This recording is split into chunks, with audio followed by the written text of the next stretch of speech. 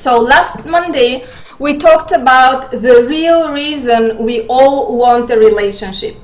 And it is not to start a family or to share our life with somebody. The real reason is that we expect that our partner will fix that not okay feeling we have inside. And we figured out that that's not possible. Nobody else or nothing else outside of us can fix that not okay feeling, which is unworthiness, loneliness, I don't deserve, I'm not enough, and so on. So we have to learn how to fix this not okay feeling ourselves and stop expecting from our partner to complete us or make us feel happy or anything beyond their power. We also discussed the 5 love languages, and we figured what's the primary love language, or I hope you did. So just to recap, the 5 love languages are physical touch, gifts, quality time spent together, words of appreciation, and acts of service. Today we will talk about why a successful relationship starts with you, what is self-love and why it matters, the difference between self-love and egoism, the main human need. We're going to do also 3 exercises. I'm going to give you some homework. We will discuss next steps, and there will be a Q&A session at the end. So please write down your questions and ask them in the end, unless they're really pending. Great. This time I will tell you my story in a different way so that I don't bore those of you who were here last time. I'm still a love coach and matchmaker for 9 years. I was a marketing manager, I have an MBA, I was an expert in the TV show Love at First Sight, and I love dancing kizomba. If you don't know what kizomba is, this is a magical dance, like a dynamic meditation, where the women dance with their eyes closed and learn to really trust and follow the lead of men, and men learn how to lead and how to give signals to the lady. So I encourage you, if you are into dancing, give it a try. So I have been working on passenger ships. I have been working on an island in the United States. I forgot to tell you that I am from Bulgaria, Sofia, and this is where I live right now and where I'm doing this presentation from. So I have been traveling a lot, I have been living abroad, and I used to feel attracted to men from different races, different countries, just very different than I am. I used to have a boyfriend from Jamaica, some Filipino boyfriends. Like, this was a pattern of mine to feel attracted to people who are very different than I am. And when I started working with therapists and coaches and figuring why my relationships fail, I realized that I was really looking for someone to complete me, which is not the right strategy. So the more we dislike ourselves, we look for someone different from us. You know, when we feel proud of ourselves, when we love and like ourselves and we appreciate ourselves, we look for someone similar. Does that make sense to you? So if you find out that you feel attracted to people who are totally different than you are, in like your opposite, yeah, they may say opposites attract, but that's not a good foundation for a long, fulfilling relationship. Just try to figure out, why do you feel so attracted to people who are so different than you are? Why I'm telling you this? Because in order to have a fulfilling long-term relationship, we need to share certain life values and goals, not so much interest, but also would be nice. So let's go on. Not much more about me. Okay, let's see why a successful relationship starts with you. So the way we treat ourselves is the way we treat others, and the way others treat us. What does that mean? If we towards ourselves, we criticize other people. If we don't trust ourselves, we cannot trust others. If we don't trust ourselves, others also cannot trust us, because this is an energy that they can feel. Even if we don't speak this, even if it's not obvious, this energy can be felt by other people. If we feel undeserving of love, other people also can sense that. If we don't love ourselves, we cannot love anyone else in a healthy way and won't allow other people to love us. Why is that? Because we are not able to receive if we don't believe that we are deserving of love.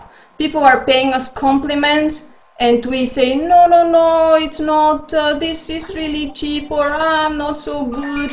You know, people are giving us gifts and we return them. So there are so many ways in which we reject love if we don't feel worthy of love. If we don't love ourselves, we create dependencies and not healthy relationships. Because as we said in the beginning, we expect our partner to complete us. We expect them to make us happy. Okay, in the beginning, it looks like when we're really in love that we feel happier because we have a partner, but then when he starts going to work, when he starts spending time with his friends, this lonely feeling or this not okay feeling comes back and we start feeling not okay again.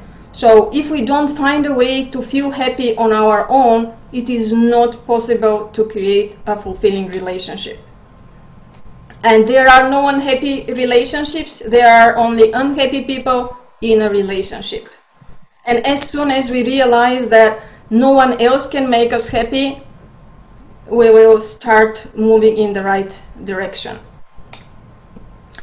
In my opinion, a healthy relationship is a relationship between two people who feel whole and happy on their own and choose to be together to amplify each other's happiness.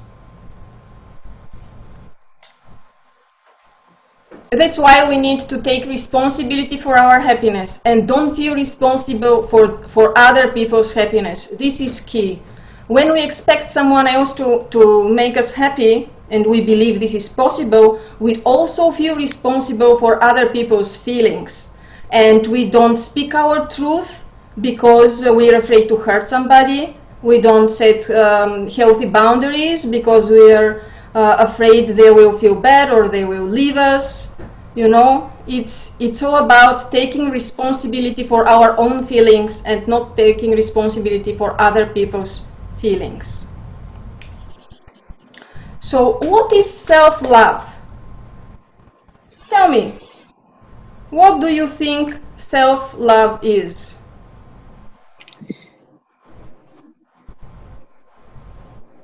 Well, I have an answer for that. Okay.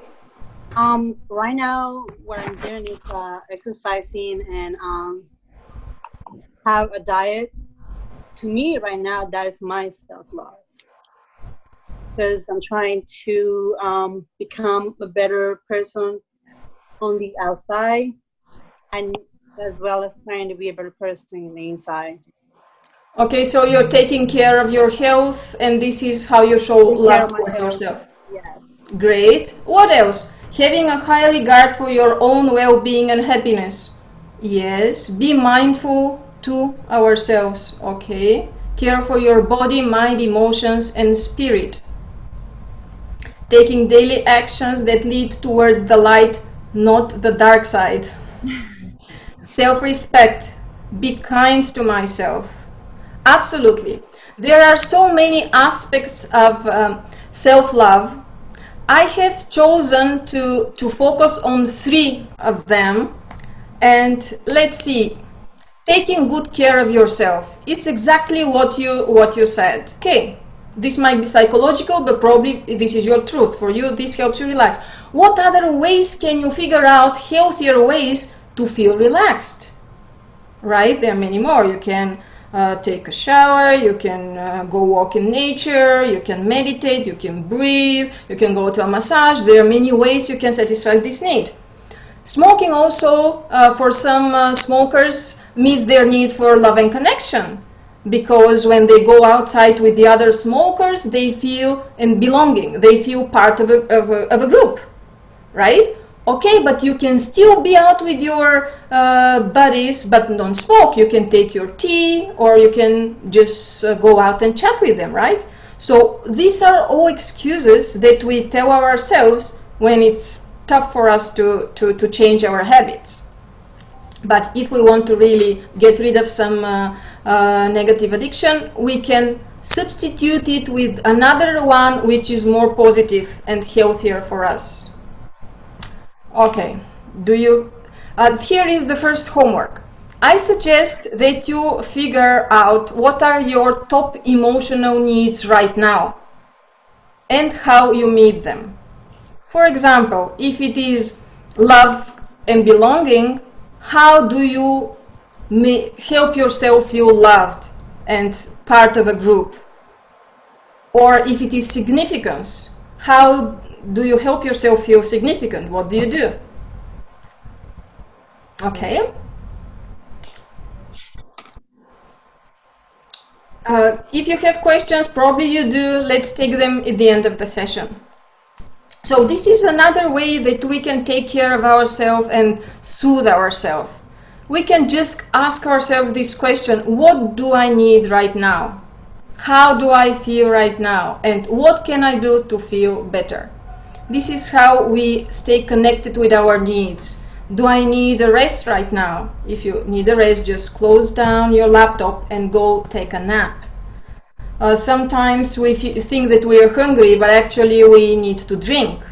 So it's very important to ask yourself and be conscious of what you need in every single moment. If you see that you start feeling irritated or impatient or kind of angry, or you start arguing with people, just ask yourself, what do you need right now, and what you can do to feel better. The second aspect of self-love that I would like to address is the freedom of choice. What we do and when we do it. Many of us do things not because we want to do it, but because we believe that we should do them. And this is a way of not loving ourselves and not taking care of our needs. That's why I suggest this is the next homework, that you write a list with all the things that you believe you should be doing and you don't feel like doing, or you don't choose to do. And ask yourself, why are you doing those things? I'll give you a few examples, usually what comes up at my workshops. I should go to work. Yes, but you can also choose not to go to work. Yes, it will have some consequences, but it is a choice. You choose to go to work. Right? It's about taking responsibility of your choices and not behaving like the victim. You don't have to go to work, you choose to go to work. If you don't enjoy it, you can always find another job. You can start looking for your talent, your mission, and go to work with pleasure. Can't wait to go to work. Or I have to do home chores, like I have to clean and do the dishes. You don't have to. You can leave them, but you choose to do it, right? You can also hire somebody to do it for you, or just use disposable dishes. You know, there are always solutions to every single situation and every single problem. So figure a way how to eliminate all the shoulds from your life. I personally believe that we can be doing only what makes us happy, and we can do just pleasurable stuff that we choose to do and do it in a fun way. So either stop doing it or change your attitude towards it, or you just take ownership and say that you choose to do it.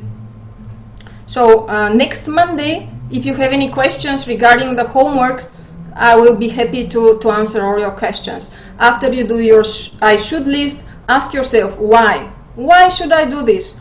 Because maybe somebody expects it from me, my partner, my family, society, you know. And when we become aware of the reasons why we do this, we can figure out what to do. Shall we stop doing it? Shall we find a better way to do it, or just ask somebody else to do it, and so on? I'm sure you have many questions regarding this as well. So would you please write down your questions, or would you like to ask them now? I'm not sure how to proceed. Let's go on, and then we'll revisit all the questions. The third aspect of self-love is self-acceptance and self-forgiveness. What you already said, also self-respect. This is major. Being kind to yourself, the way you talk to yourself, your inner dialogue. When you do something like that you consider a mistake, how do you react to it? Do you call yourself names? Do you start criticizing yourself? Do you call yourself a fool? Or you just say, okay, this was not the best choice I could make. Next time I will do better. I learned this lesson today. Next time I will make a different decision. The idea is to try to talk yourself like your best friend. Sorry? Come again? Was that a question? Okay. Apart from the inner dialogue, just listen how you talk to yourself and also about yourself to other people. Make sure you don't say anything negative about yourself. You don't make joke with yourself or be sarcastic with yourself, you know. This is the way you ruin your self-respect. And what about making peace with your past? There are things we don't feel very proud of in our lives. Everybody has them. Maybe we cheated, maybe we lied, maybe we stole something, maybe we offended somebody. It's gone. And if we don't learn to move on, we will be sabotaging ourselves. So I suggest, this is the third, okay, before we go to the third homework, let's discuss this. We do our best with the resources and limitations we have at any point in time. This is something very important if we realize. Many people blame themselves for past mistakes because they believe they could have done better. And this is a total delusion. This is a myth. If we could have done it better, we would have done it better. With all the limitations we had at that point, with all the resources that we had, with all the fears, this is the best we could do at that moment in time. And this holds true for us and also for other people. And as soon as we realize this, we stop regretting and blaming and, you know, thinking that we are bad people, or that we are lazy, or you know what I'm talking about?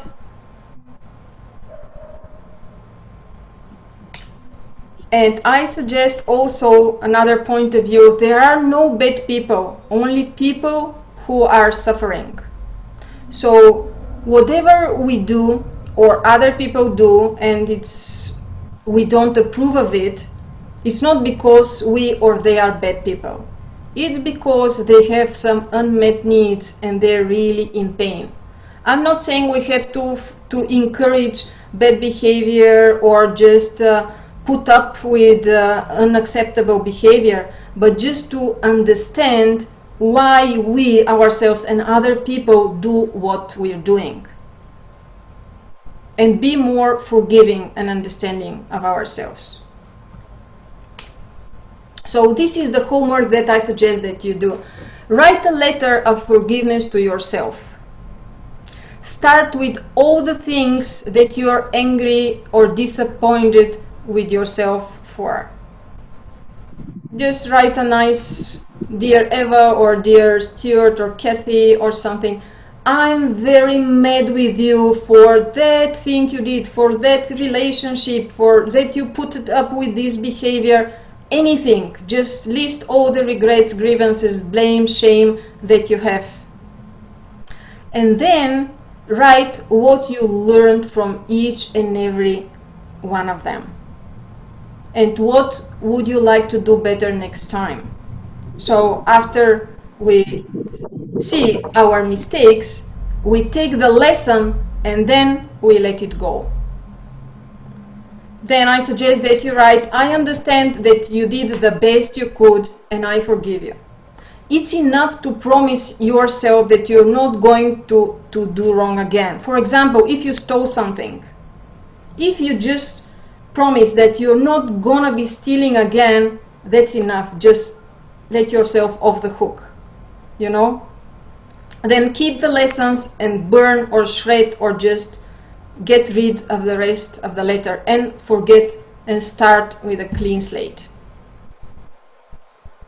And if you are blaming other people like parents or ex-partners, write a similar letter for themselves. Don't send it to them, but just try to forgive and forget and just let yourself free. Eda, yes, ask your question, please. Hi, can you hear me? Yes. I want to ask a question. What if the things... Sorry. It's very loud. Sorry, it was the train. What if the things we do for myself, for example, is conflicting? For example, I want to take care of myself and I want to have a diet, but I can't do it and I get very angry with myself, and this is very bad for me because I am suffering for this. What Yes. can you give an advice about this? I understand your question. I suggest that you accept where you are right now. Yes, you want to adopt a new habit, let's say this diet, but right now, obviously, this is not possible for you for some reason. Just accept it and make peace with that. Choose a smaller step. Maybe what you're trying to do, it's too big of a change for you, just choose a smaller step, something that you really it's easy and enjoyable for you. Don't force yourself to do anything, right? Just do it with love. If you don't like to eat this, don't force yourself, you know. Find the best, easier and most loving way for you to do it. Take your time, be patient with yourself, and with every small step congratulate yourself and reward yourself, you know. What is the difference between self-love and egoism? Many times when I talk about self-love, about putting yourself first, taking care of your needs first, many people ask, yeah, but they will say I'm egoistic, and how is it different from egoism? That's why I think it's very important to clarify that. Egoism or selfishness is to require from others to put your needs before theirs. You get that? Like, people want you to take care of their needs first, or we want other people to take care of our needs before their own.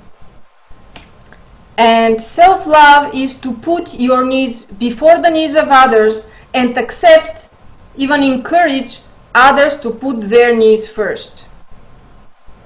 Do you see the difference? And why is this the best behavior? Because we cannot give to someone what we don't have. Like, if we haven't taken care of ourselves, we cannot help anybody else. Like, if we feel like really hungry and starving, how can we help other people? We first need to help ourselves. Everybody is giving the example with the mask in the airplane, that if we cannot breathe, we cannot help anybody else breathe, right? And the second reason why this is the best behavior is that nobody knows better what we need right now and how we want our needs to be satisfied.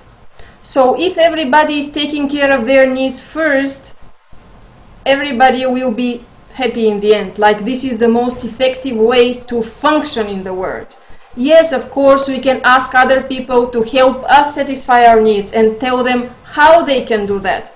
We can help our partner satisfy their needs, but not putting their needs first or wanting them to satisfy my needs first. So you can say that self-love is like a healthy egoism, like it's win-win for everybody, because if I'm happy, I can help you feel happier your way. Otherwise, I will not have anything to give you. If I don't have love for myself, how can I give you love? This is not possible. And people who usually accuse us of being egoistic are the egoists. Because what are they saying? They're saying, oh, you're taking care of your needs. You have to be taking care of my needs first. You know, whoever is accusing of being egoist are people who are the egoists because they want. Let's move on to the exercise. Please write down, guys, what do I want? List at least 10 things that you want. Anything, just write down. And I'm gonna close the windows because it's raining and very loud.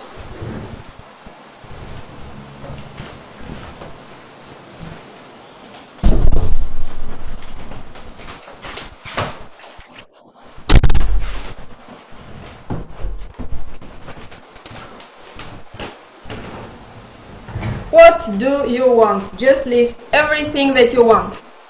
Material stuff, experiences, anything.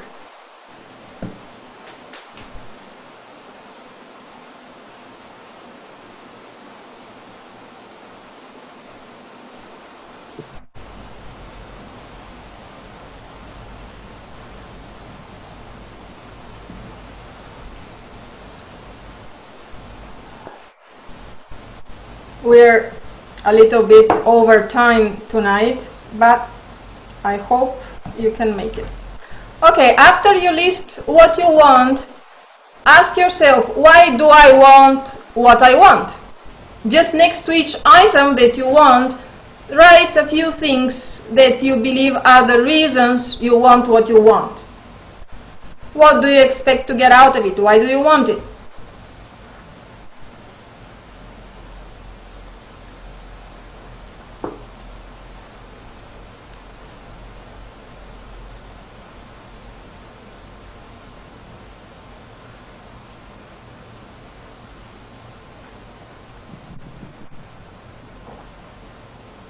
Okay, you can also do this as a homework, continue with it. So let's see, the only reason we want what we want is because we believe that we will feel a certain way having it, like we will feel better. No matter if we want a partner, a car, a house, we believe that we will feel better, happier, safer when we have it.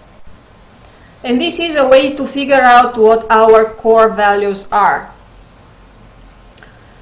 So if you think that you want something for another, for example, money.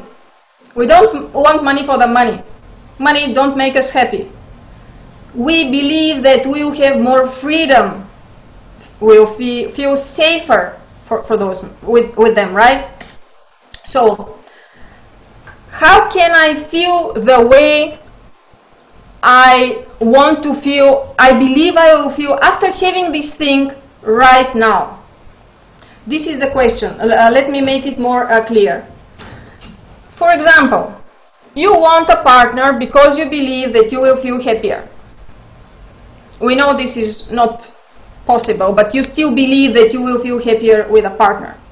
The question is, how can I feel happier now? before having the partner, because this is the only way we can attract these partners, events, and things in our life, if we find a way to feel the way we believe we will feel after getting them. Do you understand what I'm saying? So just write what makes me happy. Just now, before having all those things that you believe that will make you happy, how can you feel happier now? Like, it makes you happy to dance, to sing, to do some art, to go for a walk in the park, to go to massage, to meet with people. What makes you happy? Just list 10 things that make you happy now. And you can do them like tomorrow.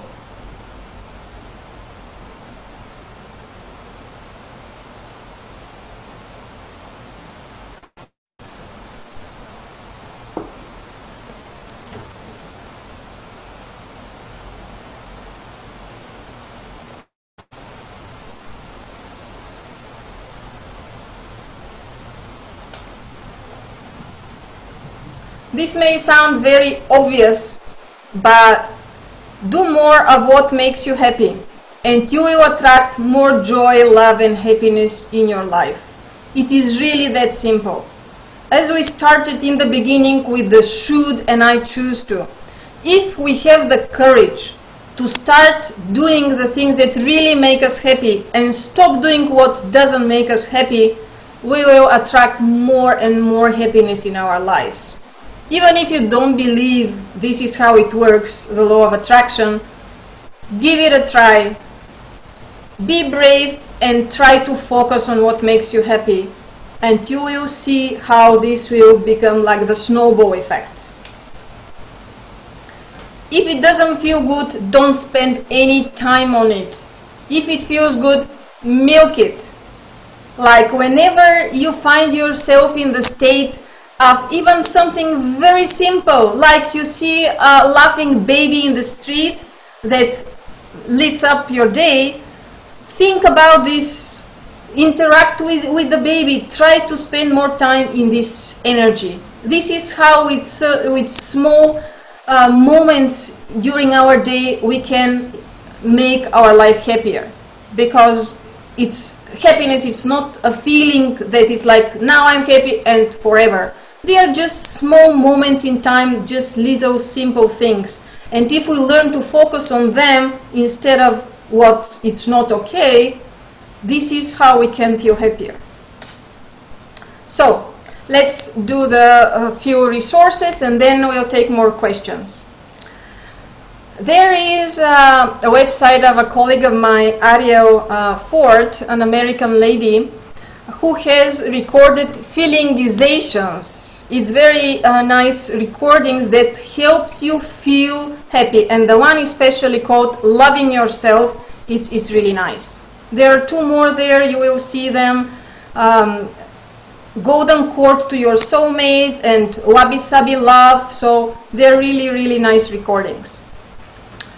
And also on my website, in my video blog, you can watch a video called 14 Love Traps and 2 small videos from the Q&A section, how falling in love is a decision and what areas of compatibility with a potential partner to explore for those of you who are single. And the next event will be next Monday, August 3rd, is there unconditional love and how it works. And next Monday afterwards, August 10th, practical tools to establish loving relationship with yourself. You're welcome. We'll discuss the homeworks. I will recap the homework in a second. And if you guys would like to explore how I could help you one-on-one via personal coaching, clarify your goals, what you want to achieve, and how to do it, we can do a free video call and discuss more. I will send you a brief information, a few questions, and then we will do the call. Please write down your emails. I can also upload now the presentation so that download it, and this form for booking a free session, I will download it in the chat. But also send me your email, write your email, and I can send you the materials from today. Okay, question and answers. You feel free to send me an invitation in LinkedIn, in Facebook. I will be happy to connect. Send me private messages. If you have other questions, I will be really happy to chat with you.